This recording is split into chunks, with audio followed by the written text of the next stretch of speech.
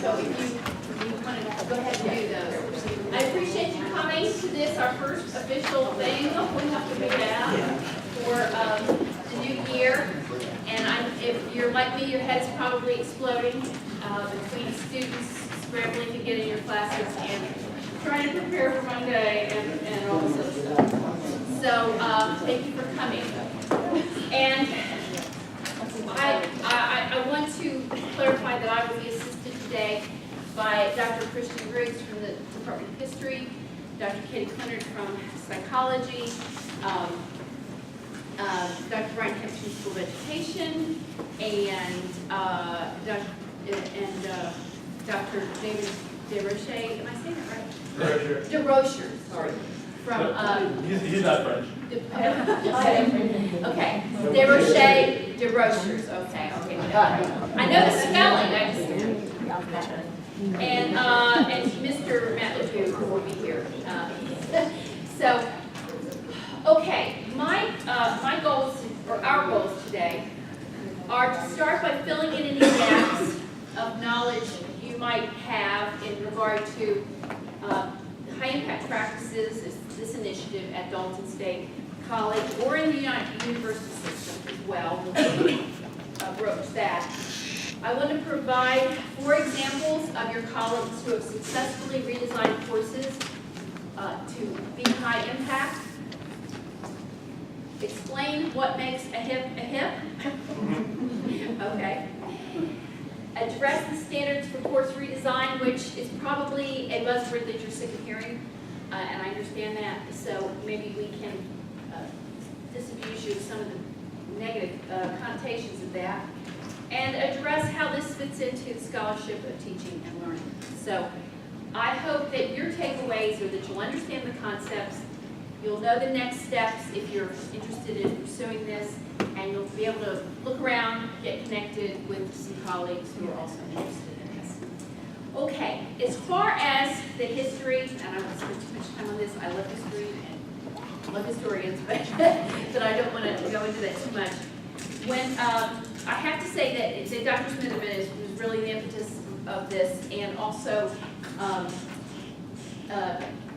administrators in the past, in terms of being wanting our institution to be a lead school, and also. Can I just interrupt you for now a second? I just wanted to welcome everybody back. I will see you all tomorrow morning up at the convention center. You'll have to drive your own car up there. There won't be a problem parking, and welcome back. Thank you. Thanks. Thank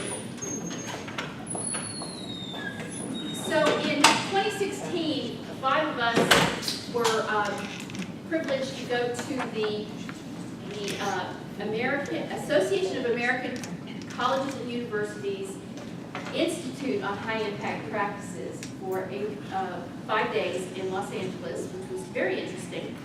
And we worked on a plan for instituting high impact practices at Dalton State. And so that's what the initiative has been in progress for the last 2 years. And so you're going to hear from some people who have been involved in that.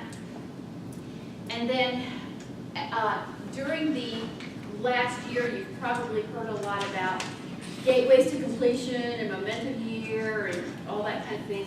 And the high impact practices are involved in that in terms of what the university system is trying to do to improve retention, improve graduation, but also learning outcomes. So that's the short version of it. So we've been having development, we've been having small groups, people have been working together, some learning communities to do some course redesign over the last 2 years. So, just to review, when I say high impact practices,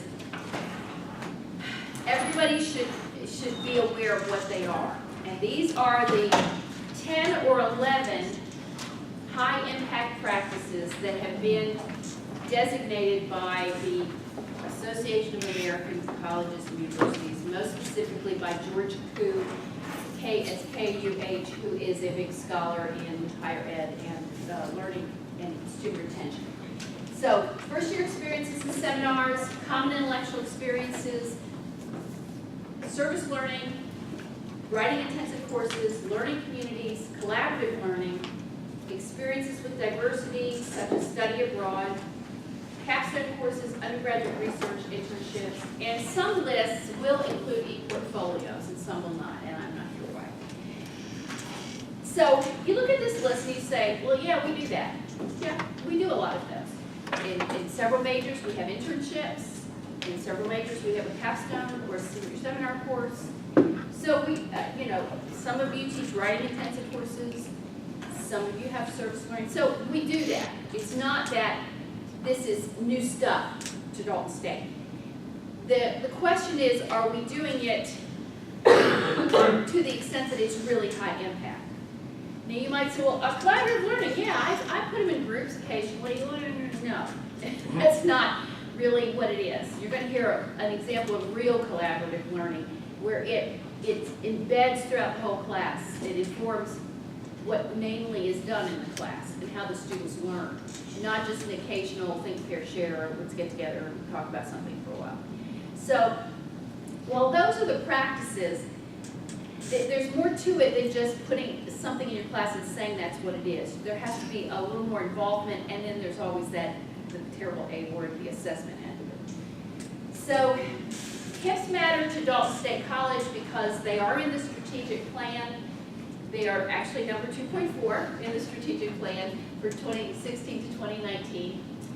And it's also important because one of the advantages of high impact practices is its advantage on first generation minority students and what we would call Pell eligible students. And I'm going to share some slides on that.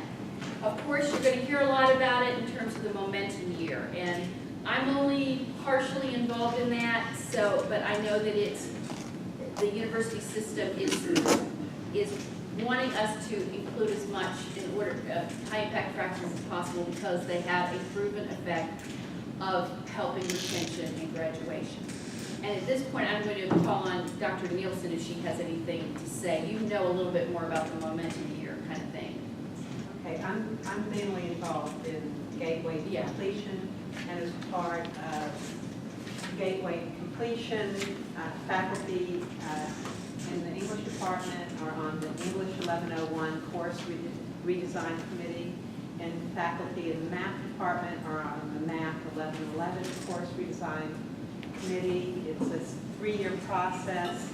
It's going to be very labor intensive because the courses need to be redesigned based on data such as the DFWI rates, English 1101 or Math 1111 pertaining to gender, race, ethnicity, Pell Grant, merit-based aid, and a partridge in a pear shade.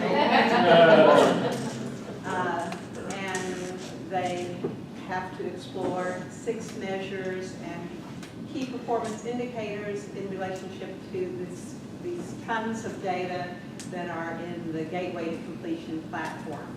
In addition to examining Math 1111 and English 1101 based on course policies, admission standards, and so on and so on. Then over a 3-year period, they will revise the course and then reassess and do it again for 3 years. So in those courses, are they prescribing a way they should be taught or redesigned, or are they focusing on the use of high impact practices? They're not specifying. What the initial focus supposedly was to reduce DFWI rates, except that English 1101 does not have a high DFWI rate.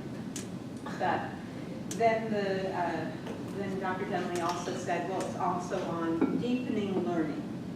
So, okay. Which is so what deepening HIPs are learning about. Yes. is what HIPs is about.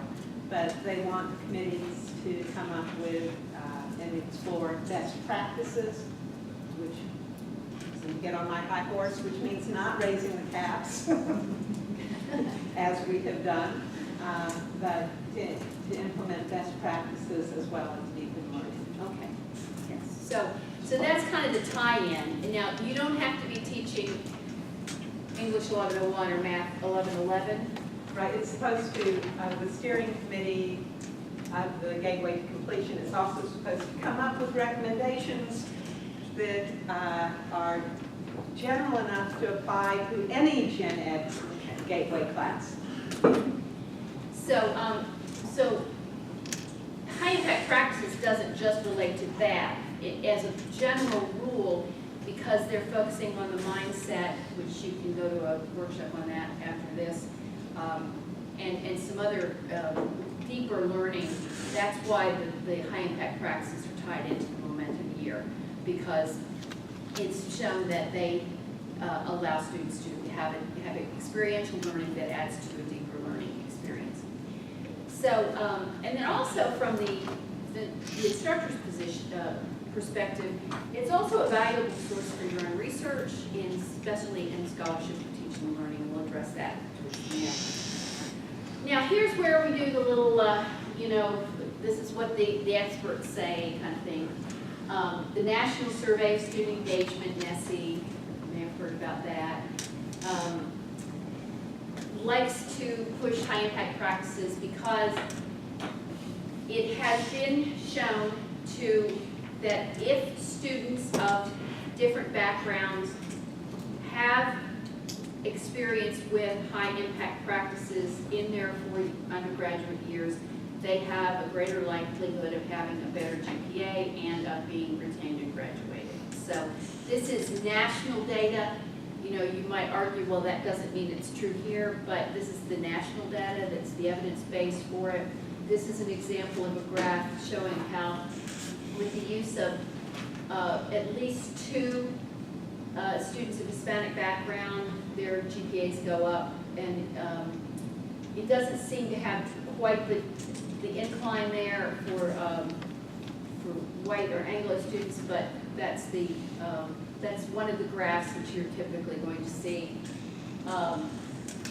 Here's another one that's the average boost to students' perceptions of their deep learning gains. Now again, this is student perception, which doesn't always match reality. We know that.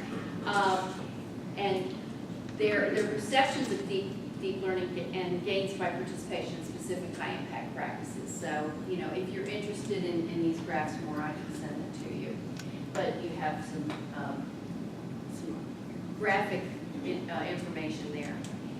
And so I'll go. So the end point of this, George Koo says, so today, when I'm asked what one thing can we do to enhance student engagement and increase student success, I now have an answer. Make it possible for every student to participate in 2 high-impact activities during his or her undergraduate program, one in the first year and one taken later in relation to the major field.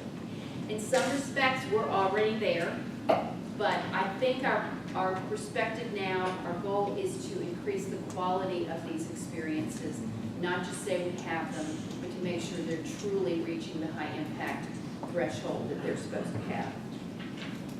So, again, back to momentum year, most of the interventions relate to scheduling, advising, and course load. You've probably heard a little bit about the 15 to finish and those kinds of things. And getting the students in 3 courses in their major in the first year, which isn't always, it's kind of difficult sometimes, but trying to rearrange the pathway so they're doing that. But engagement, connection, and commitment to a field of study are very crucial to the momentum year. And HIPS is a way to create engaged learning and to transcend that fixed mindset paradigm.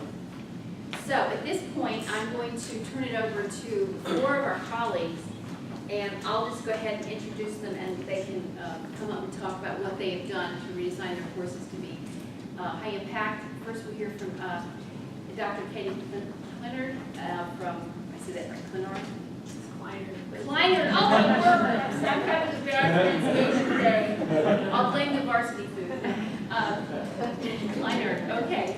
And then from Dr. Christian Griggs, and from Dr. David DeRochers, and from Mr. Matt Ledoux.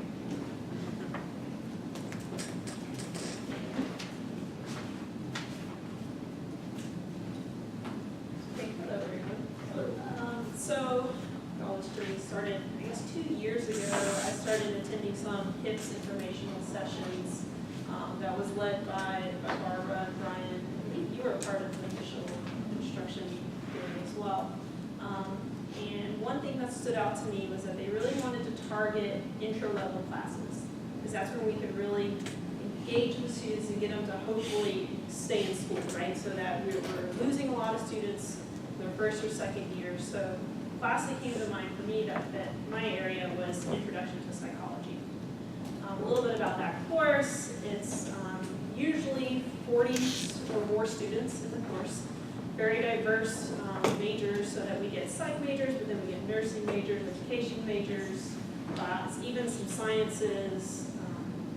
It's taken by a wide range of students.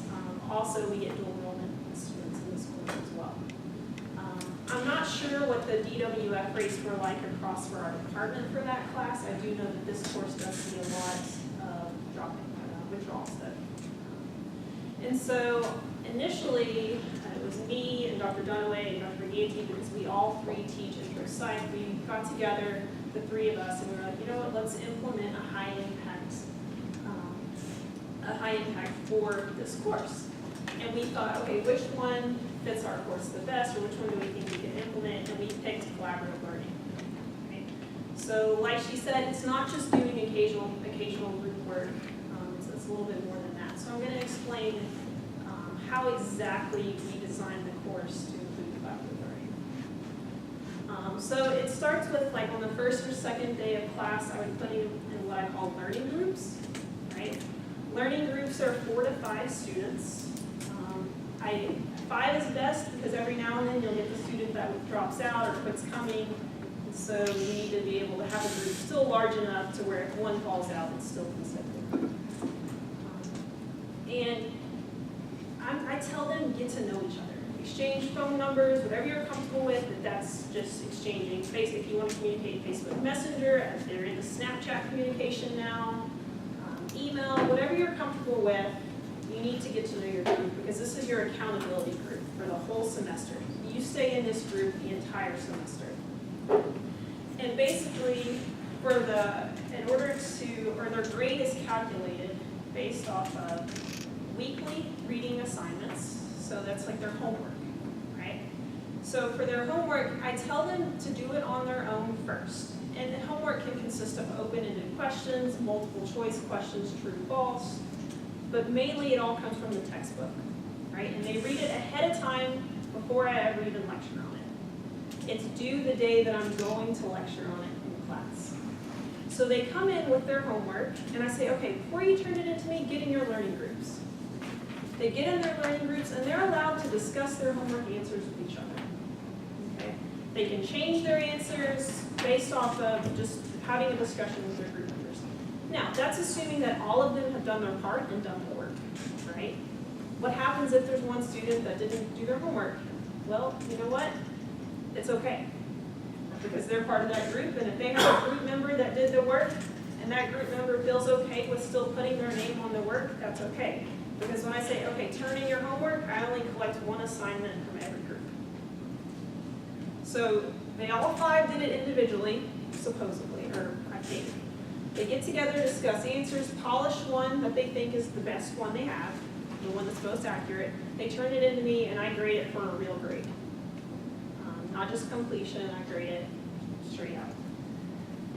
Also, just for every class when I'm lecturing, I break off about every 15 minutes after lecturing. They get in their groups, and I have them do some sort of group assignment throughout my lectures.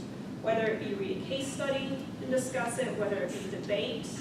Sometimes I have 2 groups debate each other, but they're constantly getting in their groups and communicating with each other every single day.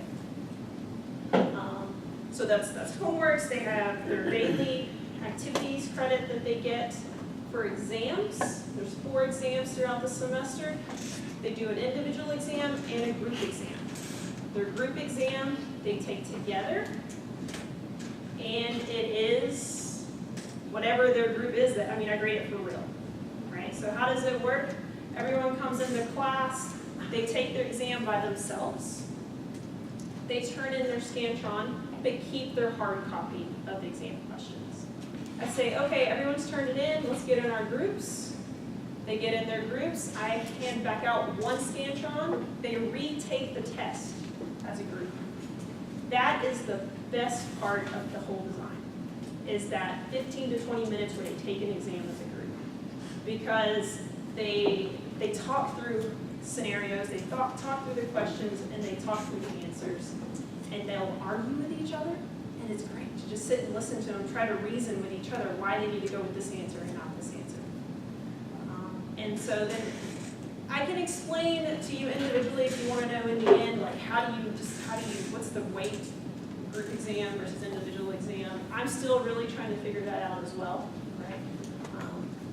Right now, their group exam is only worth 20 points, and their individual exam is worth 100 points. So it's out of 120, 100 points comes from the individual, 20 points from the group. Still tweaking it. But the point is that they take the exam as a group, and the discussions that they have are really, really good. And so, how do I think this is working? Just to sum it up, the way I'm assessing it is with DFW rates. So the first time I did this, I teach a lot of intro psych, so I had the opportunity to teach 2 collaborative learning intro psych sections against 2 regular intro psych classes, like to actually do a research study to see what happens. I have the numbers. So the collaborative learning DFW rate was 13.9% average versus the standard intro psych class, the DFW rate that semester was 21.6. I did collaborative learning again this spring. I didn't put it up against a regular one, but this spring my DFW rates were 10% and 7.69. A lot of faculty are very hesitant on making students do group work and actually grading them in group.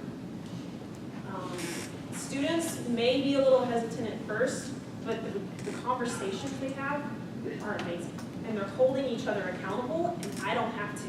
Because they're texting each other about homework, they're getting together and studying, and they're reminding each other so that I don't have to. There is sometimes a little bit of group conflict, but I let them handle it. I mean, they are adults.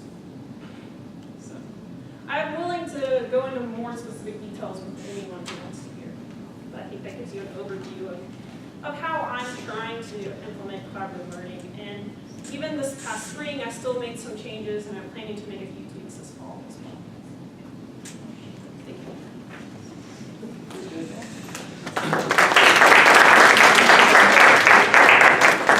Thank you for that, I appreciate it. Yeah, so I'm Chris Griggs, I teach in history, and for the past year I've been using reacting to the past games in my class. And these are, essentially, I never use this phrase with my students, but essentially they're role-playing games, where we take a given moment in history, and the whole class revolves around that moment. We have readings that build up to it, a historical background that prepares the students, and then ultimately they each get an individual role in a specific setting, and then for the next 6 or 7 class periods, it's a student-led setting where they try to resolve the issues surrounding that historical setting. For example, one of the ones I do in my History 2011 class is New York on the brink of the Revolution. So it's essentially New York, the British are attacking, the first battle is taking place in the Revolutionary War. New York has to decide if they're going to help the British or they're going to help the colonists in the War of Independence. And you have different factions all vying for support and control of the city, and they each have their own victory conditions that they have to work out and try to accomplish over the course of the game. And so they're in these factions, essentially as teams. They have their group objective and individual objectives. And there's a Speaker of the House they elect as a class that runs each game session. And then I sit in the back and try to make sure they're all doing what they should be doing. One of the fun aspects of that game is there's a crowd faction whose entire job it is to cause chaos, to be loud and obnoxious and make things difficult to get past. They can even mob somebody and force them to parade in the down the hallway, from one door to another, just in a parade of shame. Anyway, all these weird things that can happen during the course of the game. I have had 2 students die in class too. They're characters. That's they come back resurrected as a new character. So, but it's been really neat to see how students do work together. How they all have to give speeches, at least one speech in the class. They all have to do writing assignments, And they have to strategize. They have to go meet with another faction and work out some sort of a deal, right? Sometimes there are backdoor arrangements. They can sign deals and hand them to me, and they're fully binding. Like in that game I mentioned, there are slaves in the crowd faction. Some of the wealthy people in either faction can actually purchase the freedom of that slave, and then they will then work as a spy for that faction, whoever has granted them their freedom over the course of the game. And so how that's actually found out about and how it comes out over the course of the game can be very interesting and intriguing. But one of the things it does that I love is it connects these historical readings to actually needing them in a real world setting. For example, we read John Locke's 2 treatises of government, right? Which is a difficult text, we don't read the whole thing. But before I read that with students, they just kind of brush it off. It doesn't really mean anything. But now they have to know that so they can debate and argue using that as a tool to make their point or to contradict their opponent in what he or she may be saying. And so it connects it to a use in class beyond just reading it for reading's sake. And so it's been intriguing for me to see this process. I've used it in upper division classes. I did a game on India and Indian independence that the students just absolutely loved. I still remember that was the first game I did. And I left class one day and the students were in the hallway making their plans for the next day class. Which never, in history, you leave class and everybody's just kind of walking out, okay, we'll watch around down 15 minutes. But to have them talking about it and planning was just remarkable to me. That's when I knew I'd done something that really was going to make a difference, hopefully, for these students. It is a lot of work. I'm doing 2 new games this fall, and in fact, before the lunch, I was in my office trying to figure out the details, the plan, the scheme. While I sit back in the back, I'm the game master at that point. It's a lot to make sure everybody's on board, they're doing what they should be doing, sticking with their roles. But the efforts, from my perspective, have been more than worth it. Really, I've enjoyed it. My students have too. I don't have the numbers. I haven't gone that far. But the number of students that are failing class has dropped significantly. In fact, the last thing here, I did this spring. I did one of the classes I did was on Greece and democracy. And I had something happen that never happened before. Usually, students just stop coming to class and they fail. I had the opposite happen. The student stayed in class, came to every game session, was heavily involved, doing everything he should. When I sat down to do grades, that is absolutely the only thing he did the entire class. He did none of the online work, none of the written assignments, and he failed the class, but he was so engaged the entire time. I felt bad failing this kid, but he had like a 30% credit just on his in-class stuff. So we do have an online textbook that they have to do activities and stuff, 40% of the grade. But yeah, anyway, I felt bad for the guy. But that has never happened to me. Anyway, I'm really enjoying it, so that's it. Thank you.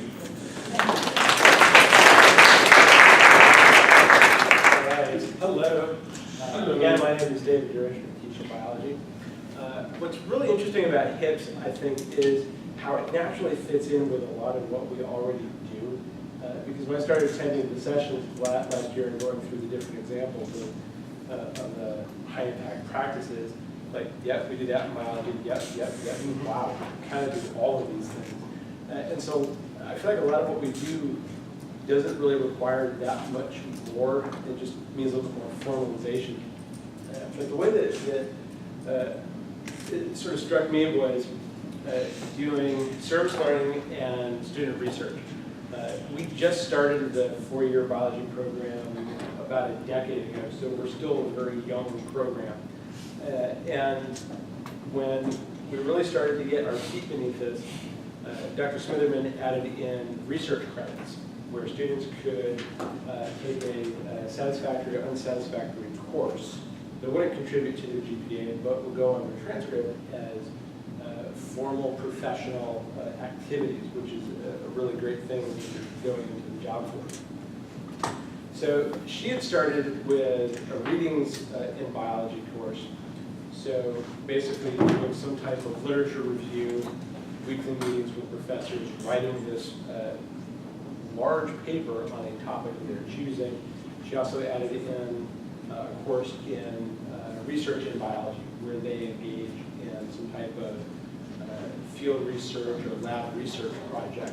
They generate a hypothesis or a question. They put together the methods, and they get feedback from their advisor and conduct the study. And then either write a report, give a presentation here at the Student Scholarship Showcase, or go to a conference, scientific conference here in Georgia or regionally, At this point, we've already had students traveling nationally to present at conferences, which is really cool. When I got here, I sort of felt like a little bit more was needed, and I added a service learning component, which is what I'll focus on. And service learning is essentially interning.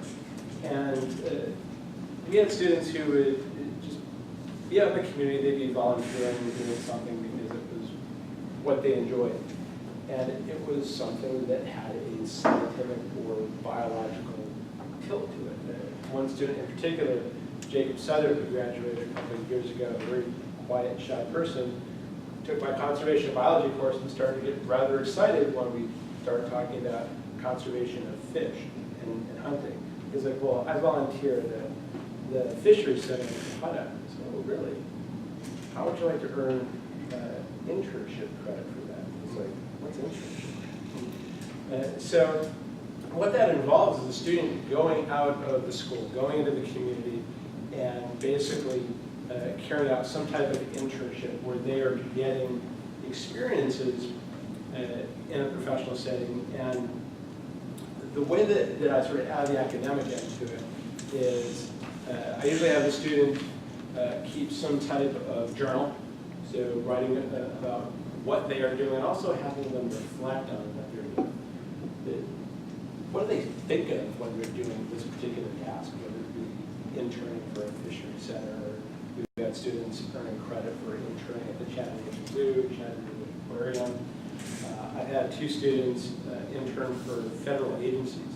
One went to Virginia and earned credit interning for the U.S. Fish and Wildlife Service. I had a student earn research or service learning credit for interning at the National Park Service. So they're journaling about their activities, and their activities are very diverse one from the next because they're in very different professional settings. So it's weird because they're taking this course, but they're doing it hundreds and hundreds of miles away, so I can't have normal daily contact with them. So if they're interning locally, I'll have them meet with me weekly and we'll talk about what they're doing. We'll talk about what they're experiencing. If they're far away, the national park intern was in Pensacola, Florida, at a historical site, and also I mentioned the Virginia student. If they're far away, what I'll have them do is just check in with me once a week. And then we'll kind of go through those same sort of review and feedback processes. Like, what are you doing?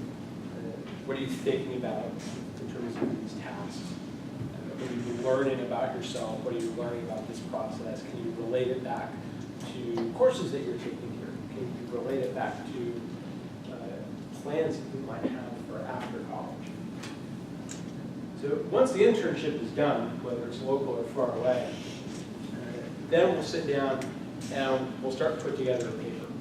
So I'll get the student thinking about how to outline a discussion of what their experiences are. So talking about, well, why did you go after this internship to begin with? In some cases it's financial incentive because they get paid, but that's not always the case. The student who went to Virginia for the Fish and Wildlife Service internship just wanted to do it because it was a great opportunity to get out of Georgia for a bit. It sort of aligned with what they wanted to do after graduation. So they're reflecting on those things. I'll have them think about what their expectations were going into the internship, and we'll reflect on that. What did you do? Who did you work with? Did you encounter people who were very different from you? Was it challenging to work with people that you've never met before from various places? Because oftentimes these internship locales will have multiple interns from very different places, involving people with very different backgrounds. So it's a great way to introduce our students to diversity. At the end of the paper, student starts reflecting on whether or not their expectations were met. How did your thinking about the internship change as you experienced more, you got more comfortable with the procedures that you were doing? And has your experience changed the way that you view your major? Does it change the way that you are thinking about your long-term plans for your career once you graduate? So that reflective part is really important. It fits in really well with the sort of HIP protocol. Also with this process, they're learning how to write professionally. So writing in science is very different than writing in other disciplines. And it takes our science students, I think, a little bit extra effort to kind of switch hats and think about, all right, how do I want to communicate in a way that is a little more scientifically leaning. So in those weekly meetings I have with students, I'll be providing feedback on their writing. And the goal is to take that writing and to basically convert it into some type of personal statement for a graduate school application, personal statement or a cover letter for a job application. And writing a paper is good, and we go through that process during the course of the semester. But I also like to have my students get some experience standing in front of people and talking. So depending on where they are in their program, if they have a lot of upper level courses where they've done presentations, I might ask them, require them to give an oral presentation on their internship experience. But if they haven't had a lot of that experience, I'll usually start them out with a poster. So the student who interned for the Fish and Wildlife Service had not a lot of experience standing in front of people before. So I worked with him to provide feedback on that paper, and we basically converted it into a poster that he gave at the scholarship showcase 2 springs ago now, I think. The student who I mentored, who interned at the National Park Service, or for the National Park Service in Florida, had done so much presentation and scholarly work for his internship that I really didn't need to require him to do anything, because he had to give, I think, almost weekly presentations to the public. He had to do, I think, 2 PowerPoint presentations for National Park Service staff. And I had a couple of conversations with his on-site advisors, and it was clear that I really didn't need to do much additional work for him here. So these experiences are so variable, but they're great because they give students an opportunity to really sort of polish some of their professional development outside of the classroom. So it was kind of nice to see how this course fit in, I think, very smoothly. I still need to align a few more things and make some tweaks to sort of make it, I think, more similar across faculty who are offering service learning in our department, but it's pretty well covered. And that's my personal experience with it, so I'm happy to answer any questions about internships, or if you're thinking of doing something similar, happy to share any information. Any questions? Well, Sorry.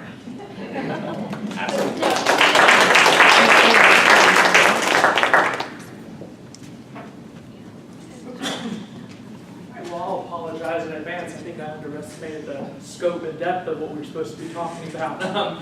But I taught COM 40-100 last semester, which is Integrated Marketing Communication. And it was the first time that the course had been taught. And I decided to take an approach because this course contains students that had taken public relations, had taken principles of advertising, and they had taken a theoretical approach to a lot of these courses. I decided to focus more on a campaign and a practical approach to this to try to allow the students to put this into practice, since it was a senior level course. So the overarching assignment that the students worked on was to create an actual integrated marketing communication campaign. And I brought in some elements of collaborative learning and service learning by bringing in a local business, which was not an ad agency, a local staffing agency, Top Shelf Staffing, and had them meet with our students that I had separated into 4 different groups and open up about their strengths, their struggles, what they were kind of looking for in a campaign, with the conceit being that at the end of the assignment, the company would actually receive 4 fully developed marketing campaigns from our students. And the students were very excited about this for a few reasons. One, they would get to see, they would get to do what they considered to be real work, work that actually meant something instead of the very important theoretical work that sometimes we have trouble convincing them is very important theoretical work. So they had fun doing that. They enjoyed working in groups, even though they did complain that I assigned them into groups instead of them getting to assign themselves into groups. But the collaborative learning worked itself throughout the semester. I used the groups feature on Georgia View, which if you don't know a lot about it, I strongly recommend. It allows you to use group drop boxes and a lot of collaborative tools there so that you can assign a grade once and it assigns it to everybody in the group. It's very handy to use. And then there were multiple, it was a scaffolded assignment, so they would first turn in a situation analysis and then they would build on that to create a media plan, a strategy document, all culminating in a final presentation in which the owners of the company came into class to view over those 2 days. And the other reason why the students really loved it was the competitive nature, because the owners of the company would pick which one of the 4 presentations and which one of the 4 packets was their favorite. So our students can be very competitive. There was a lot of great trash talking throughout the semester. It caused them to become even more invested in the assignment because not only did they want to do well on the assignment, but they wanted to be the best. They wanted to be better than their peers. And they wanted to be seen as better than their peers, not just by their professor, but by this external source of judgment. And they got really excited about that.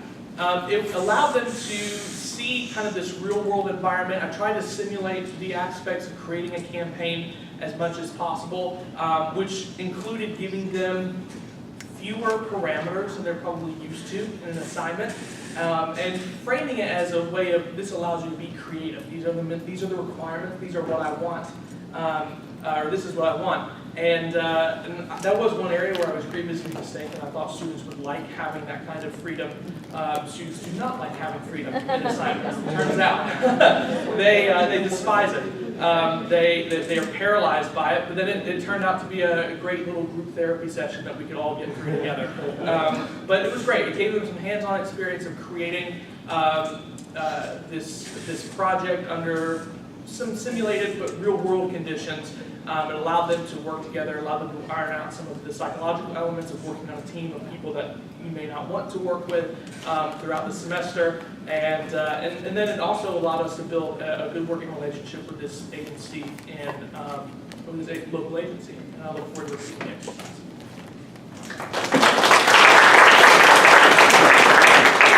All right, that was far more interesting than to me. So. To move towards wrapping this up, because I think we are supposed to move on to the next session too. Earlier I said that, you know, what's important, and you've heard 4 excellent examples of uses of high impact practices, but it was obvious that these were not just, as Katie said, just an occasional get in group. I mean, it embeds, it informs everything she does in the class. And so what the AACMU have is what they call the quality matrices. And to be honest, I've told people I didn't really get high impact practices until I saw these. So I've, in the group, the high impact practice team, we devised a rubric, and everybody should have a copy of that. That's the front and back. And that addresses the quality matrices. What qualities are necessary in the use of the HIP to make it really high impact? So what makes a HIP a HIP? Okay, so these are the 8 quality matrices, and we've operationalized them and given examples on that rubric, and hopefully that will address that. I also want to say that we've been working on a guidebook. It's not completely finished, but it almost is. If you want a copy of this, I will send it to you. Just let me know, and I will have your addresses. Oh, okay, wonderful. I love when it does that. Okay. So, yeah, we're wrapping up. Okay. And so, if you have any interest in this, there's a lot of theory and background evidence base in this document. So, I always tell my public speaking students to answer the WIIFM question, what's in it for me? So I believe that, and you can see that you saw 4 examples of this, that it reinvigorates your teaching. It's good goals for your annual report. It has obviously a positive effect on students, as we've heard, and it also gives a possibility for publication or presentation. And sorry, we're a little stressed, but did you have something you wanted to say about that, Brian? Well, maybe just a couple words. So, since this is the second year, as you mentioned, this is the second year we've done high impact practice, it's kind of the Dalton State, and you've seen 4 really awesome examples of what you can do. But we're kind of heading in the direction of kind of what Katie was doing of actually kind of the next step, which is actually documenting the change of assessing the impact actually of the high impact practice in some way. So we've kind of started talking about that sort of in the spring, and we're going to be moving forward with that sort of this next year. So that's really a piece to think about it too, for a couple reasons. One is kind of like what Christian was saying, like the students really liked it, but how do you actually know the actual, that's just kind of anecdotally. How do you actually know the impact that you're actually having, and how can you actually kind of measure that, and think in a different way, different measures that you can use to kind of measure that. So that you can actually know and use kind of that data, but then also, as Barbara was mentioning, that SOTL thing, the Scholarship of Teaching and Learning. So, academic journals and conferences, I think, would be really interested in, learning about the results of the course changes that you're making. So documenting the changes that you're making can also lead to scholarship, presentations and publications. So that's definitely an angle to kind of be thinking about too, that we're going to kind of be thinking about moving towards this next year as well. Thank you. So, as you are leaving, I hope you will complete the survey. Please read and submit to the Journal for Academic Excellence. Some of these ideas are in